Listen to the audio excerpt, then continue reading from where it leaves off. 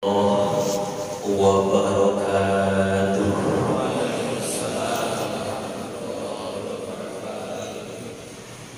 Alhamdulillah alladzi lam yattakhidh waladan wa lam yakun lahu syarikun fil mulki wa lam yakun lahu waliyyun minaz zulli wa kabbirhu takbira. Wassalatu wassalamu ala imamil muttaqin sayyidina wa maulana wa syafi'ina wa habibina wa qurrati a'yunina Muhammadin sallallahu alaihi wasallam wa ala alihi wa ashabihi wa azwajihi wa dzurriyyatihi wa tabi'ina tabi'in ila yaumi yub'atsun. Amma ba'du. Puji serta syukur kita panjatkan kehadirat Allah Subhanahu wa ta'ala dengan kalimat yang indah, yakni kalimat alhamdulillah. Mudah-mudahan kita semua selalu ada dalam hidayah Allah, ada dalam ridha Allah, ada dalam ampunan Allah, dan ada dalam cintanya Allah. Amin. Salawat dan salam kita khususkan ke pangkuan baginda beliau Rasulullah sallallahu alaihi wasallam beserta turunannya, istri-istrinya, keluarga besarnya, sahabat-sahabatnya, juga umatnya. Mudah-mudahan kita semua selalu ada dalam syafaat beliau. Allahumma shalli ala sayyidina Muhammad wa ala ali sayyidina Muhammad. Amin. Bismillahirrahmanirrahim. Pada pagi hari ini kita akan mencoba membahas surah Al-Alaq. Saya yakin para jemaah sudah hafal, sudah paham. Surah ini ada juga yang menyebut surah Iqra, karena diawali dengan kalimat Iqra, atau yang populer disebut dengan surat Al-Alaq, karena ada kalimat khalaqal insana min 'alaq. Surah ini dari sisi ayat jumlahnya ada 19. Jumlahnya ada 19. Setelah surah ini pun jumlahnya 19 surah.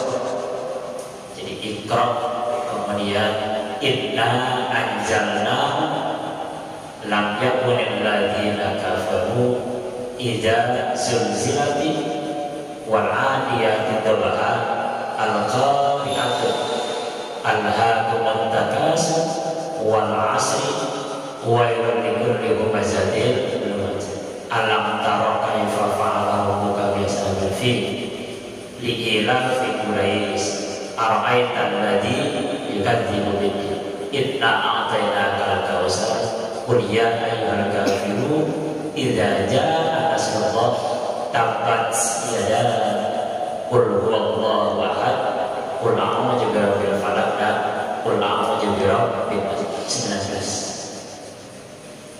19. Kemudian sebelumnya juga ayat tasawuf wan nazimati gharqa abasa wa tawalla idza syamsu kuwirat idza sama'u fatara wailul lil mutaffifin idza sama'u saqqat was sama'i dzatil buruj was sama'i wal tariq sabbihis hal ataka hadisul ghasyiyah wal fajri la uqsimu bihadzal balad wasyamsi wa duhaha wal laili idza yaghsha wad duha alam nasrah wat tini dan Iqra. 19. Jadi sebelumnya 19, sesudahnya 19, jumlah ayatnya 19. Itu semuanya Allah yang mengatur.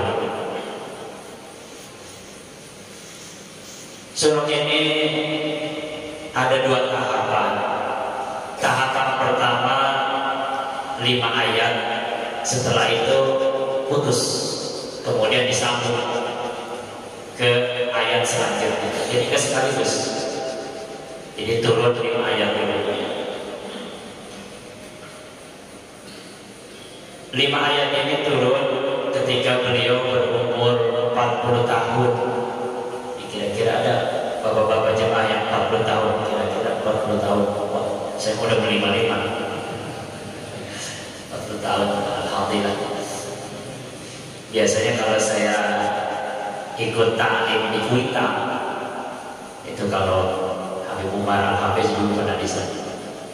Kalau menyebut siapa yang umurnya 40 tahun, suka ada yang ngaco, saya dikasih hadiah, lupa itu. Biasanya juga dikasih hadiah, bonus, maaf. Saat beliau ada di sebuah buah hir, langsung makhluk Allah yang bernama malaikat uli ajnihatin masna wa sulasa wa ruba yazidu fil khalqi ma yasha. Ini malaikat yang mempunyai sayap, dalam bahasa hadis itu 600. Singkatnya, surah ini diawali dengan kalimat yang aktual, tajam dan terpercaya. Ikra. Bahkan nama ini tahadus bin Iman, saya punya cucu, saya namai Ikra. Ikra. Jadi Ikra ini saya bandingkan menjadi nama seorang wanita. Ikra. Ikra. Ikra itu artinya menghimpun. Sesuatu dihimpun yang tadinya berantakan, disusun rapi, itu dalam kamus namanya Ikra.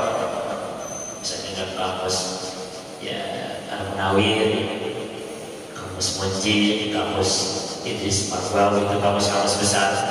Ikra itu artinya menghimpun. Jadi yang namanya baca itu kan menghimpun huruf demi huruf, kalimat demi kalimat, terus dihimpun, dipadu sehingga membentuk satu bacaan. Maka disebut dengan membaca. Atau Ikra juga artinya membaca bukan hanya yang tertulis, tapi juga tidak tertulis. Kalau tertulis itu kan setiap orang ya mampu untuk membacanya, apalagi dia pandai. Yang paling sulit itu membaca sesuatu yang tidak tertulis. Ini membutuhkan satu kejelian, analisa, kecerdasan, pengetahuan. Ini enggak mudah membaca sesuatu yang tidak tertulis. Kalau tertulis itu sifatnya terbatas, kalau tidak tertulis sifatnya tidak terbatas. Maaf.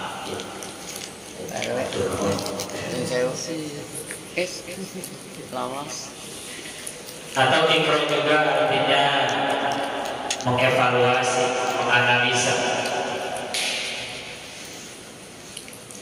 Kemudian ada juga ulama memberikan satu komentar, Ikra ini mengisyaratkan seolah-olah hai umat Islam, kau harus jadi orang pintar. Hai umat Islam, kau harus lebih cerdas dari umat yang lain. Hai umat Islam, kau harus lebih maju dari umat lain. Hai umat Islam, kau harus lebih berjaya daripada umat lain. Karena syarat berjaya, syarat maju, syarat hebat, syarat dia menjadi umat terbaik, salah satu syaratnya adalah membaca, menganalisa, mengevaluasi. Ini yang dimiliki oleh kita, mestinya begitu. Wal takum minkumnya di situ khairan, terbaik. Bagaimana kita tidak mungkin menjadi umat terbaik kalau tidak pernah membaca? Nah, membaca ini salah satu hal yang di Jepang itu sangat digalakkan. Di Korea juga sekarang sangat digalakkan, sehingga mereka maju. Jadi mencuri ayat kita dari sisi amaliyah. Jadi kita yang membacanya, dia yang mencuri amaliyah. Makanya kita agak sedikit tertinggal karena umat Islam berdasarkan penelitian, ya, membaca itu sesuatu yang kurang diminati. Saya sebagai guru sekolah sering menganalisa anak-anak. Ternyata anak sekarang itu kurang begitu, ya, respon terhadap bacaan. Banyak buku-buku di perpustakaan itu kalau terlalu disentuh. Bismillahirrahmanirrahim. Syarat kita membaca supaya bacaan itu bernilai positif, bernilai ibadah, harus dengan nama Tuhan kau. Mungkin ada yang sedikit tanya, Ustaz, kenapa sih tidak menggunakan Bismillah dengan nama Allah? Karena dalam sejarah orang-orang kafir Quraisy pada waktu itu mengenal Allah. Cuman Allah yang dia kenal, yang dia yakini itu beda banget. Namanya aja sama. Contoh ini, Allah yang mereka yakini kekurang ajaran mereka. Ini keyakinan mereka pada saat itu.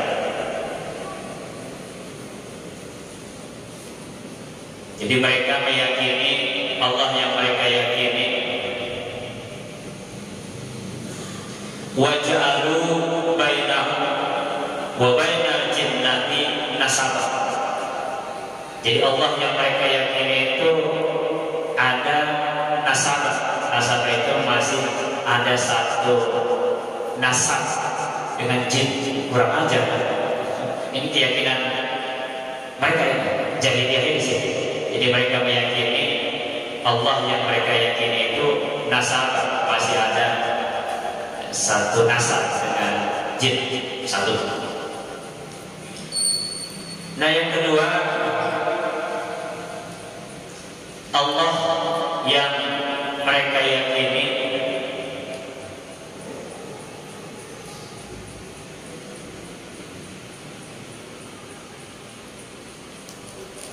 wattakhadha minal malaikati inasa. Mereka meyakini inasa itu al-malaika. Malaikat itu, aduh gimana nyebutnya, ini keyakinan mereka. Itu anaknya, ya itu inasa, anak perempuannya. Kurang ajar ya. Wattakhadha minal malaikat inasa. Mereka menjadikan, meyakini malaikat itu anak perempuannya. Itu kan udah jauh. Bahkan ketika mereka disinggung, dikritik, menyembah berhala, mereka pada waktu itu memberikan argumentasi. Saya nggak menyembah berhala, itu buktinya berhala banyak. Oh enggak, mana buduh, kamu nggak pernah nyembah tuh, ya buktinya banyak. Illa liqarribuna ilallahi zulma. Berhala yang kami gunakan ini hanyalah perantara untuk menyampaikan doa dan keinginan kami kepada Allah. Jumpa sedekat-dekatnya. Jadi ini hanya perantara aja. Jadi kami tidak bisa langsung berdoa kepada Allah, harus melalui pantun ini. Mana dulu kamu pernah menyembah? Illa liqarribuna ilallahi zulma. Oh, itu keyakinan dia. Baik lagi deh. Makanya disangka oleh Al-Quran, Bismillahirrahmanirrahim. Udah, jangan menggunakan Allah, nanti racun. Dengan nama Tuhan aja. Tuhan engkau ya Rasulullah. Tuhan dia.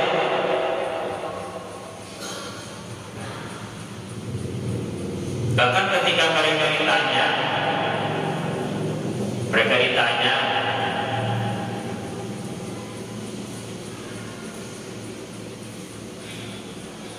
walakin sa'altahum man khalaqas samawati wal ardh.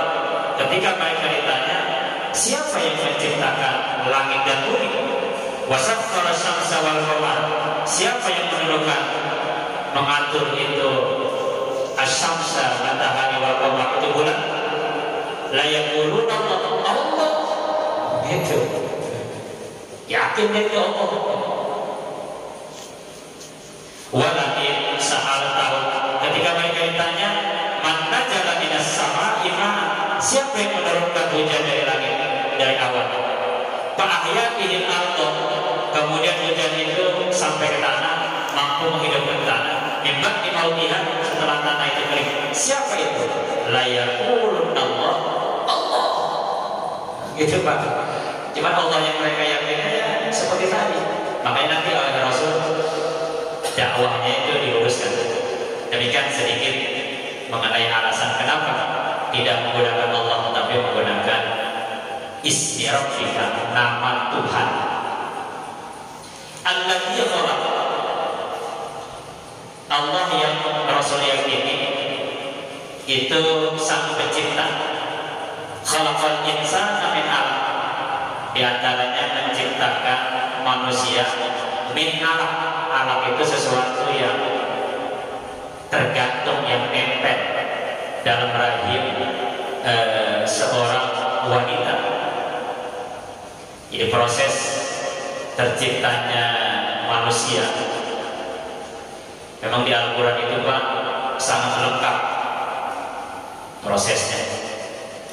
Jadi ada yang min nutfah, dari sperma, min nutfatin amsaj, dari cairan yang bercampur, min mani yumna, maaf, dari sperma mani yang ditumpahkan, min ma'in dafiq, dari air yang agak keruh, min ma'in mahin, dari air yang hina, min sulalatin min tin, dari saripati tanah, min tinillahi, dari tanah, min salsalin al-fakhar, min salsalin min hamain masnun, dari tanah kering. Buat ini dulu ya, tembikar atau buat genteng yang ditutup. Balik lagi, prosesnya sangat panjang. Min turab, juga dari tanah. Min nutfah, kemudian jadi nutfah, jadi cairan. Min alaqah, dari alaqah itu mudghah, mukhallaqah, jadi daging. Mukhallaqah, baik daging yang jadi, wa ghairi mukhallaqah, maupun dia keguguran. Linubayyina lakum wa nuqirru fil arham, ditanamkan dalam rahim, manasahu ila ajalin musamma, sampai 9 bulan atau sampai waktu yang Allah tentukan. Subhanahu cukup tiplak, kemudian dia menjadi bayi. Subhanahu kita menunggu asyuddakum, sampai dia dewasa. Wa minkum may yatawaffa, ada yang wafat lahir, ada yang 5 tahun baru wafat, ada yang 20 tahun baru wafat. Terus wa minkum may yuraddu ila ajalil umur, ada yang sampai tidur dikailah ya'lamu ba'dil sayyidah. Ini proses. Bahkan lebih rinci lagi dalam janin. Janin itu dalam rahim seorang wanita. Khalaqna nutfah 'alaqah, fa khalaqna 'alaqah mudghah, fa khalaqna mudghah izama, fa kasawna izama lahma. Ini para ahli kedokteran kaget, geger, heboh. Semua peneliti bingung. Ini kok 1400 tahun yang lalu, maaf, yang namanya Muhammad kan udah tahu prosesnya. Hampir ada 12. Min nutfah, min mani yumna, min nutfatin amsad, min sulalatin min tin, min turab, min tinil lazim, min salsalin al-fakhar, min salsalin banyak. Dari mana dia tahu ini? Kemudian proses dalam ininya, dalam hadis juga sekian bulan, proses begini. Kaget. Ini kalau bukan dari Allah informasinya tidak mungkin. Waktu itu kedokteran belum ada, baru ada pengobatan di Cina, masih tradisional. Tapi ini udah super modern. Kaget ya. Ini dalam rekayasa genetika ini dikembangkan. Makanya banyak para dokter ahli kandungan spesialis itu menyatakan asyhadu an la ilaha illallah wa asyhadu anna Muhammad, karena kagum. Ya kalau kita udah biasa baca ini biasa aja, karena memang kita bukan ahli. Kalau yang ahli kaget ini dari mana tahu ya. Ini salah satu ya, untuk membangkitkan semangat kita cinta terhadap Al-Quran. Jadi sekali lagi Al-Quran yang kita miliki ini tidak ada satupun yang mampu menandingi faktanya begitu. Iqra wa rabbukal akram. 2 kali Iqra. Ini mengisyaratkan kalau kita baca jangan cuma sekali, berulang-ulang. Semakin dibaca ada pemahaman baru, baca lagi, ada pemahaman baru, ada baca lagi, ada pemahaman baru, terus baca. Wa rabbukal akram. Ingat kepada Allah yang mulia. Ingat, kau membaca lalu dengan baca itu terhimpun ilmu yang ada dalam memori kamu, dalam otakmu. Itu bukan karena kecerdasanmu, hati-hati. Bukan karena kau belajar, bukan karena kau duduk di majelis taklim, bukan hanya karena kau mendengar ceramah-ceramah atau melihat YouTube atau baca di medsos atau di mana. Tapi ingat, alladzi 'allama bil qalam, 'allama insana ma lam ya'lam. Ini namanya kalimat ihtibak. Kalimat ihtibak itu ada 2 ayat.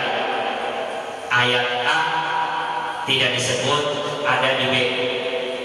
Ayat B tidak disebut, ada di A. Itu namanya ihtibak dalam bahasa ilmu alam itu. Alladzi 'allama bil qalam.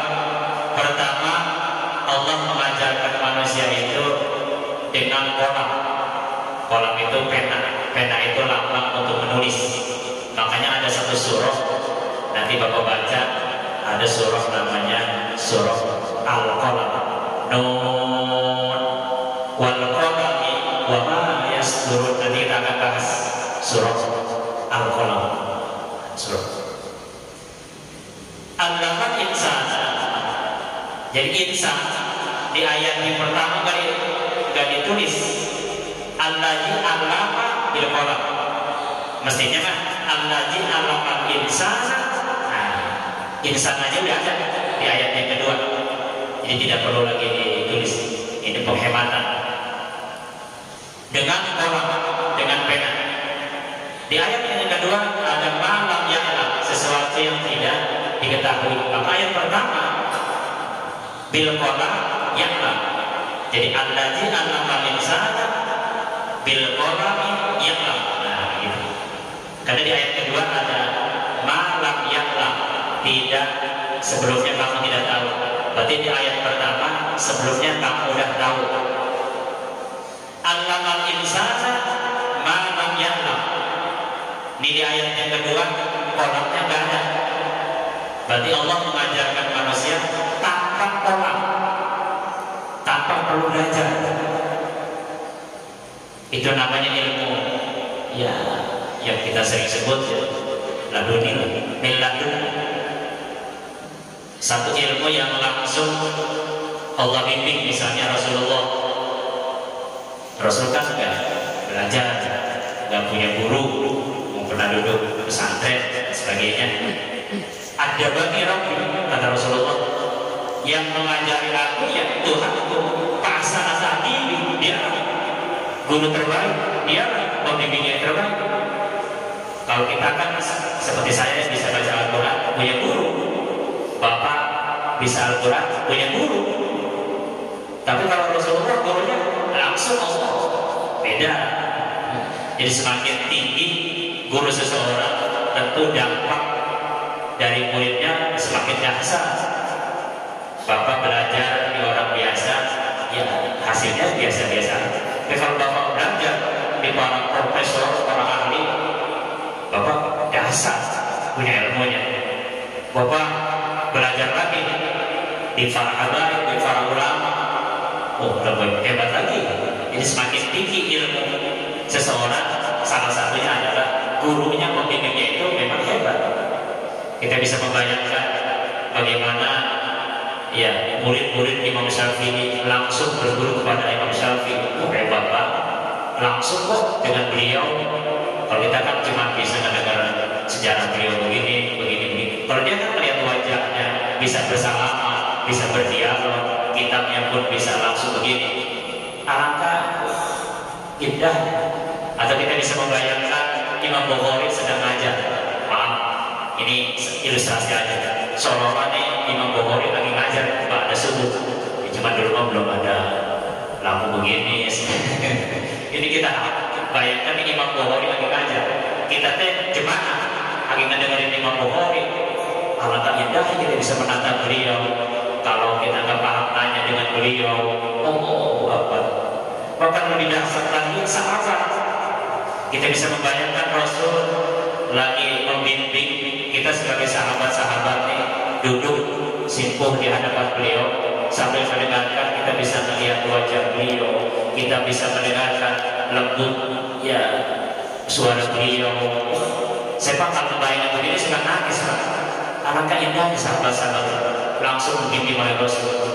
Bahkan bahasa bercandanya setelah selesai taklim kan bisa langsung ke Rasul. Ya Rasulullah, bisa nggak mampir rumah saya makan bareng dengan saya? Tonton saya punya rezeki. Kita nonton Rasul, kita bawa. Nah, kan ini bayangan kita ya. Jadi semakin hebat guru, tentu murid yang mendengarkannya pun semakin luar biasa. Apalagi kalau gurunya ada bagi Rabbi yang membimbing kepada Rasulullah. Allah nggak perlu manusia, nggak perlu makhluk.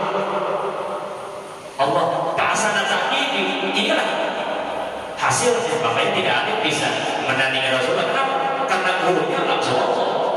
Gitu Pak. Dalam dunia pendidikan kan semakin tinggi orang kuliah S1, tentu gurunya juga minimal harus S2. Master. Ketika orang masuk S2, minimal gurunya harus S3, doktor. Ketika dia masuk S3, minimal gurunya juga harus ada profesor, PhD. Demikian. Jadi Allah mengajarkan ilmu kepada manusia. Allazi 'allama bil qalam, ada yang dengan proses belajar. 'allama insana ma lam ya'lam, ada juga melalui tanpa proses. Ada juga ulama mengomentari.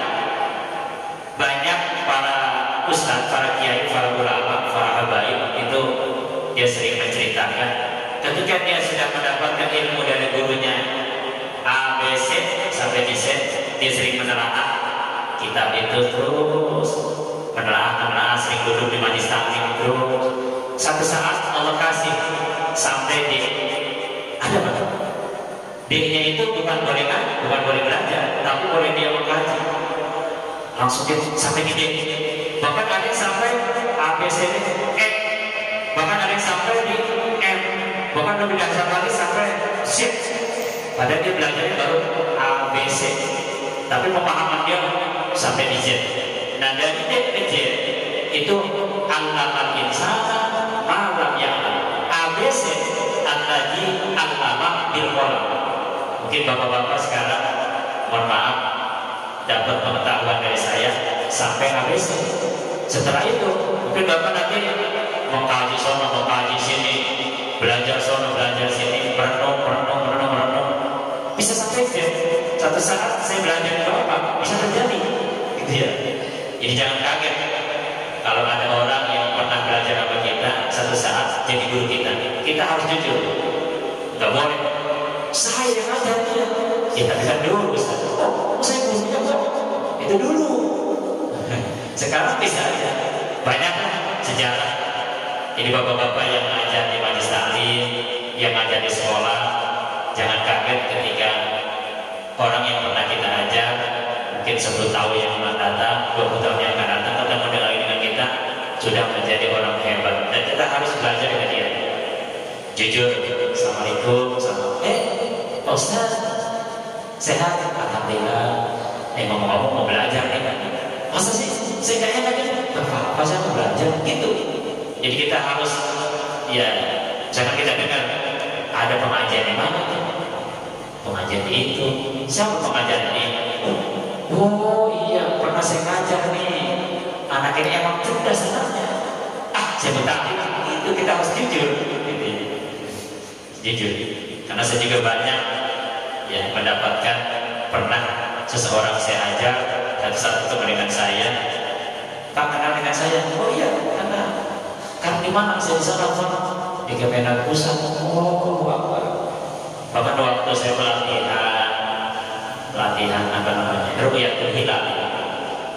saya ini rasa kenal ya anak. Dia udah hebat orang pusat. Kemudian Assalamualaikum Pak, saya kenal. Oh, saya bilang dengan dia kenal. Gitu Pak ya. Kala innal insana la yatgha. Kala itu satu penolakan, sesuatu yang disanggah. Innal insana la yatgha. Umumnya manusia itu la yatgha, itu suka over, suka berlebihan.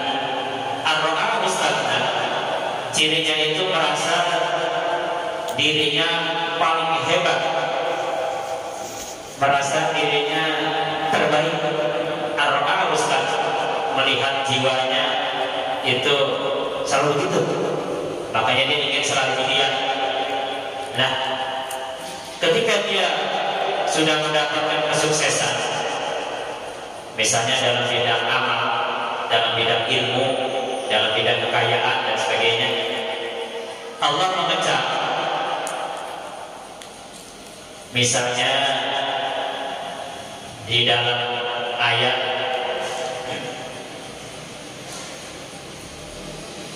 alladzina hum yura'una, dia ingin sholatnya itu selalu ingin dilihat. Ini yang fawaidul musallin, salah satu kecaman celaka buat orang yang rajin sholat. Salah satunya alladzina hum yura'una, sholat yang dia lakukannya itu ingin pamer, ingin status. Ya mudah-mudahan kita nggak ada ya, ingin status. Karena orang kan kalau sholat berjamaah, contoh, mudah-mudahan nggak ada. Misalnya niatnya itu, ya kalau sholatnya sih, ya kelihatannya bareng, ya, takbirnya bareng, barisannya sama, imamnya juga sama, kemudian ruku bareng, sujud bareng dan sebagainya, kemudian zikir bareng, salawat Muhammad, ininya bareng. Tapi kalau niatnya berbeda, maka makom level seorang itu di hadapan Allah maksudnya itu bisa beda-beda. Contoh, misalnya ada orang sholat, rajin sholat karena dia malu, mudah-mudahan nggak ada. Saya kalau nggak sholat saya malu, kalau nggak sholat berjamaah, bahkan saya ustaz. Waduh, saya kalau nggak sholat berjamaah saya malu. Wah, saya kan DKM. Apa kata orang, saya kalau nggak sholat berjamaah nggak bisa DKM, dianggap malu saya. Mudah-mudahan nggak ada. Jadi dia sholat berjamaah karena malu sama orang lain. Status saya kan DKM, status saya kan ustaz, saya malu. Saya kan udah haji, saya kalau nggak berjamaah malu saya. Mudah-mudahan nggak ada niat begitu. Itu ibarat TK masih TK. Tapi bagus sholat berjamaah, cuman levelnya di hadapan Allah masih TK. Ada yang sholat berjamaahnya karena diajak-ajak, yuk jamaah yuk, siap. Dia mah kalau nggak disamper deh, nggak putih. Dia mah pengennya disamper. Lalu kan, itu nggak ke masjid, nggak taklim, situ nggak nyamper, males kita. Mudah-mudahan nggak ada, mudah-mudahan nggak ada. Boleh begitu, boleh. Ibarat sekolah mah TK 0 besar, dia pengen disamper, belajar TK kan dia pengen disamper. Kalau nggak disamper dia nangis. Kenapa nggak sekolah? Mama nggak disamper, nggak dijemput, nggak diantar. Maaf ya, karakter TK gitu. Ada yang berjamaahnya pahala penuh, pahalanya bagus, cakep. Wah, dia mau pahala udah barisan paling depan, set, dalilnya begini, madilahnya begini, keutamaan begini, hebat, bagus, dan sebagainya. Ada yang takut akan neraka, membayangkan bagaimana dasarnya salah kamu bisa lam naku minal musallin. Aduh, jangan sampai itu apa diri saya. Ada yang bayangannya surga dulu, alladzina ala salawatihim yuhafizun, ulaika humul warithun alladzina yarisuna al-firdaus. Dia membayangkan surga firdaus buat orang yang sholat berjamaah. Ini janji Allah, surga dulu bayangannya, gak apa-apa, bagus. Nah cuman yang terakhir, dia sholat berjamaah itu yang karena cinta kepada Allah, tingkat muhibbin, cintanya luar biasa kepada Allah. Cinta ke Rasul dibuktikan dengan sholat berjamaah. Jadi jangan pernah mengaku cinta Rasul kalau tidak sholat berjamaah, itu cintanya palsu, gitu ya. Jadi kalau ditanya antum cinta sama Rasul, wih cinta Ustaz. Berjamaah enggak, palsu. Jadi untuk membuktikan cinta kita kepada Rasul, ya, salah satunya adalah dengan sholat. Nantilah oleh guru kita akan diterangkan bagaimana sholat berjamaah. Kajiannya nanti oleh guru-guru kita. Al-Aitam ladhi inna ila rabbika ruj'ah. Semuanya akan kembali kepada Allah. Al-Aitam ladhi yanha abadan ida sholat. Al-Aitam itu dalam bahasa kajian. Al-Aitam kalau ada A maknanya bukan seperti lapar, laparnya kan Al-Aitam. Engkau lihat itu maknanya. Tapi kalau ada A maknanya bukan engkau lihat. Tunjukkan kepadaku, ayo tunjukkan kepadaku, buktikan, itu maksudnya. Ada satu perandaian, an-nabiyyanah, orang yang selalu melarang abadan, seorang hamba, maksud hamba di sini Rasulullah, idza sholat, ketika sholat. Ini khusus asbab nuzulnya ke Abu Jahal. Jadi Abu Jahal pada waktu itu dari sisi usia, Abu Jahal itu kan lahir 570, Rasul kan 571. Jadi dengan Rasulullah Abu Jahal itu hanya 1 tahun jaraknya. Jadi seimbang gitu dari sisi usia. Bapak jangan membayangkan Abu Jahal itu agak tua, bukan, seimbang dengan Rasul. Jadi ketika Rasul umur 40 tahun diangkat menjadi Nabi dan Rasul, Abu Jahal baru 39. Berarti kan sedang gagal. Makanya ketika mengganggu terus dakwah Rasul, Abu Jahal itu sedang gagah ya, bukan udah laki-laki, bukan, sedang gagah. Bisa kita bayangkan ya, dari umur 40 sampai umur 53 beliau di Mekah. Abu Jahal berarti umur 39 sampai umur 52, walaupun sedang gagahnya dia. Udah gagah, badannya gagah, kekuasaannya luar biasa, namanya Bisigani. Kemudian juga banyak geng-gengnya itu tidak ada yang berani karena Abu Jahal. Nama besarnya itu Bisigani gitu. Dia selalu mengganggu. Al-Aitam al-Huda. Andaikan si Abu Jahal ini yang mengganggu Rasul itu mendapatkan hidayah, andaikan dapat hidayah. Al-Amr bin Taqwa, andaikan juga si Abu Jahal ini jadi orang takwa, tetap akan benci dengan Rasul, mengganggu Rasul. Jadi Al-Quran sudah memvonis. Al-Aitam yang kadzdzaba wa tawalla. Andaikan Rasul yang diganggu itu berbohong, andaikan Rasul yang diganggu itu tawalla, berpaling dari agama Allah, tetap si Abu Jahal. Pokoknya umpamanya manapun pada Rasul, tetap Abu Jahal berubah. Yang selalu mengganggu, selalu memprovokasi, gitu. Jadi kita pandang target. Nah kemudian alamnya apa? Di Allah ayat. Abu Jahal tidak paham, tidak ngerti kata Rasul. Alamnya Allah ya. Apa yang kamu lakukan Allah tahu, Allah lihat. Abu Jahal ini direkam ucapannya oleh Al-Quran ketika Rasul sedang membaca ayat-ayat Al-Quran. Abu Jahal sama reng-rengannya sama geng-gengnya itu mendengarkan langsung Al-Quran. Abu Jahal itu orang pintar, cerdas. Wa idza kunta alaihim ayatun, ketika dibaca Al-Quran oleh Rasul, qalu, semuanya ini grup-grup dia itu mau qad sami'na law nasa'u laqulna misla hadza. Udah kita dengerin doang kan? Ini mah kita juga bisa. Ini malah kecil. In haja illa asatirul awwalin. Ini mah dongeng-dongeng asatirul awwalin, dongeng-dongeng orang dahulu nih. Pokoknya dilecehkan, dihina, dicemoohkan. Bahkan si Abu Jahal ngomong, Allahumma, tuh Abu Jahal ini ngomong, Allahumma, ya Allah, in kana hadza huwa al-haqqu min indika. Kalau memang ini yang diucapkan tadi dari Muhammad dari sisi engkau ya Allah. Kalau memang benar ini yang diucapkan Muhammad dari sisi engkau ya Allah, fa'amtir alaina hijaratan minas sama. Ayo turunkan bencana diturunkan kepada Nabi Lut dari langit berupa batu yang sangat panas. Kami siap.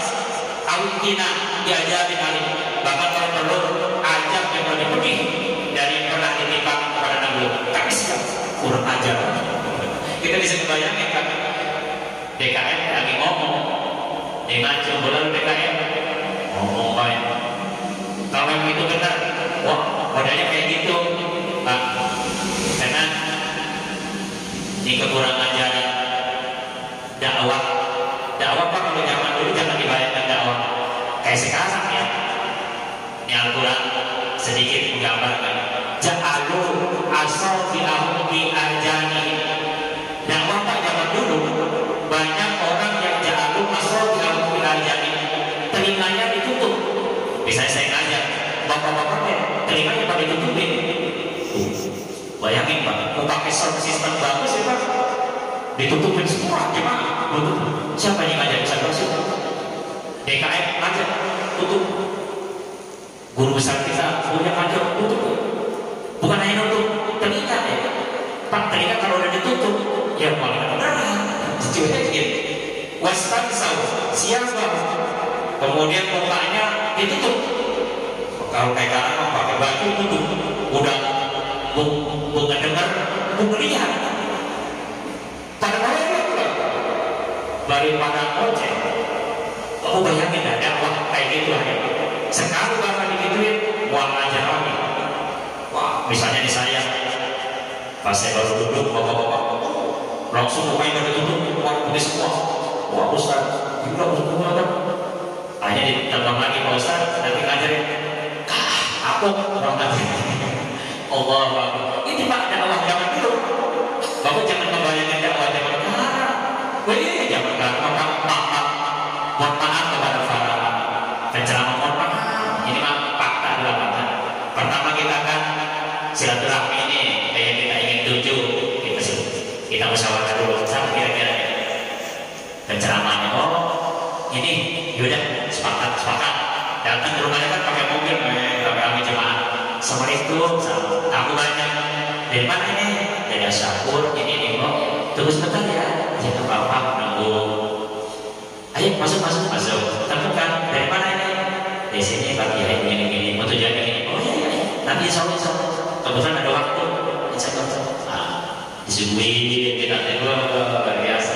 Bahkan mau bercanda Pak Kiai, langsung kan ke bagian ini Pak. Kau usah. Nah ini Pak, ini aja Pak. Banyak nggak apa-apa kata yang di sampingnya. Gitu. Kemudian setelah itu hari H bikin panggung besar-besaran, tenda besar-besaran, tablik gambar, kemudian shownya yang bagus Pak, paling bagus, lighting, lampu yang terbaik, jemaah ratusan ribu diundang semua.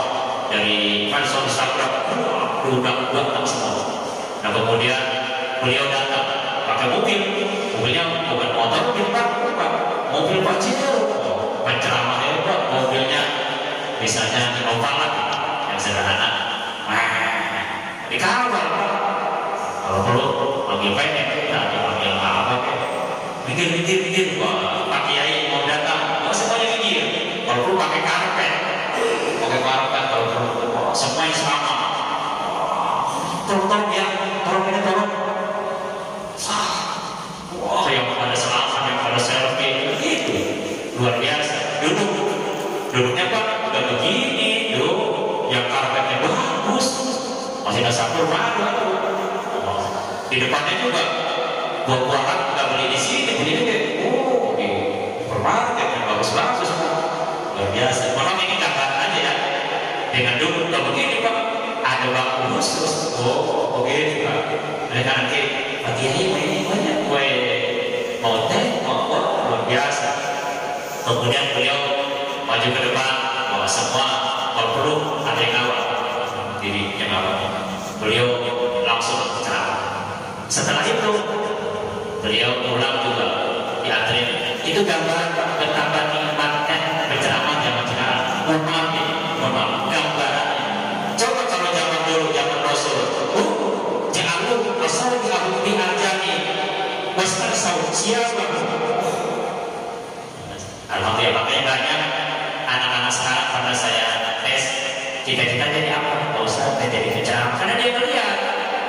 udah lagi uploadnya gede, nggak ada ceramah. YouTube kok nggak ada yang 300.000 lah, maaf saja. Ini karena maaf ada penceramah, saya bukan itu maksudnya faktanya begitu. Ada kayak mohon maaf. Ya udah, Ustaz tajamnya besar sudah siap. Punya. Kalau maaf, karena ilam yang tadi ada seperti nasihat. Akhirnya Rasulullah SAW menyampaikan, hei Abu Jahal, la ilam yang tadi ada seperti nasihat. Kalau memang terus mengganggu dakwah yang aku lakukan pada seperti nasihat, bilang ini akan diseret nanti ubur-uburnya. Nasihatin kadibatin khotiyah, seret ubur-ubur. Ini dibacakan ke si Abu Jahal. Pada waktu itu Abu Jahal tertawa terbahak-bahak karena yang menyampaikannya Rasulullah, saya orang hebat. Dia siapa? Tidak ada bapaknya. Kalau dia udah dia, saya akan panggil Nadia, orang-orang hebat saya di sini saya. Kata Rasul, sangat jabari, kami kan akan memanggil mereka jabari. Nah ini dalam sejarah ternyata sekitar tahun 2 tahun setelah beliau di Madinah, artinya ketika beliau umur 55 tahun, terjadilah perang Badar. Bapak nanti baca sejarah perang Badar itu kan yang memprovokasinya kan si Abu Jahal. Waktu perang Badar Bapak Abu Lahab nggak ikut kan? Bahkan dia menyarankan nggak usah. Ini Bapak baca sejarah. Justru yang selamat banget ya si Abu Jahal. Maka si Abu Jahal kan perang Badar itu dia mati dipenggal oleh Ibnu Mas'ud. Diseret. Ya Rasulullah ketika diseret ubur-uburnya ini kan dengan ayat ini. La nasfah bin nasiyah nasiyatin kadibatin khotiyah. 10 tahun kemudian terbukti ayat ini mengancam 10 tahun yang lalu terbukti pada saat itu. Sanad kejabatannya nanti pun di akhirat dia akan diseret oleh malaikat Jabariyah. Ini kalau diceritain apa lagi kan? Singkatnya karena la tuti'u wasjud wa ta'ribun. Ditutup dengan kalimat sujud wa ta'rib, salah satu terbaik, ternikmat. Jadi nikmat yang paling baik, nikmat yang paling indah saat kita bisa sujud. Makanya Rasulullah kalau sujud lama, udah lama dari nangis sujud. Jadi dalam hadis Bapak baca nanti banyak sejadah beliau itu basah oleh air mata beliau ketika sedang sujud. Karena sujud itu satu nikmat yang terbaik, satu nikmat yang luar biasa. Jadi nanti Bapak di rumah kalau salah sendirian, ya dicoba untuk memperbanyak sujud. Bacanya banyak Pak. Nanti Bapak lihat tadi hadis lengkap, tinggal dihafalin dua-duanya. Nanti praktekin pada waktu sujud. Nanti juga guru kita akan menerangkan bagaimana keutamaan, fadilah, bacaan dan sebagainya. Tidak ada sujud tilawah, ada sujud syukur, ada sujud sahwi dan sebagainya. Waktu jadi yang terakhir kita disunahkan ketika membaca wasjud, waktu disunahkan untuk sujud tilawah. Cuman kalau di kampung mungkin kalau di sini udah berpaham ya. Saya kalau di kampung Pak, kalau membaca surah Iqra, saya umumin dulu di mana? Pada gimana? Nanti pas wasjud waktu kita sujud tilawah ya, siap. Takutnya ada yang paham. Kok kalau nggak diumumin Pak, pas kita wasjud waktu Allah langsung sujud, nanti cuma sujud sih. Wah, kayak dari takutnya gitu. Kecuali yang paham. Kalau sini kan paham sih. Jadi kalau daerah-daerah yang belum paham lebih baik. Ataukah kalau di kampung-kampung dulu waktu pernah di Jakarta kan Habib Usman, Habib Usman bin Yahya, seorang mufti besar, seorang habaib, seorang aulia di Jakarta. Dia kalau mau menjadi imam tuh ke belakangnya tidak menggunakan bahasa Arab ya, karena banyak jemaah yang nggak paham. Jadi tidak menggunakan subuh begitu enggak, pakai bahasa Indonesia. Itu lurusin bahasa. Itu yang kosong isi begitu kata Abu Usman. Itu di belakang jangan anak-anak kita lihat awas, hati-hati jangan bahasa benar begitu Abu Usman di belakang jadi paham. Jadi kan subuh Pak. Dia yang paham yang ngerti apaan sih? subuh kita bingung. Mungkin mohon maaf baru pulang umroh dia jadi mohon maaf ya. Kalau di sini udah paham semua. Jadi bapak-bapak kalau jadi imam di kampung gimana, ya jemaahnya belum paham. Lebih baik pakai bahasa Indonesia. Tolong barisannya diluruskan ya. Apa kata itu jangan sampai kosong. Itu ketika aja.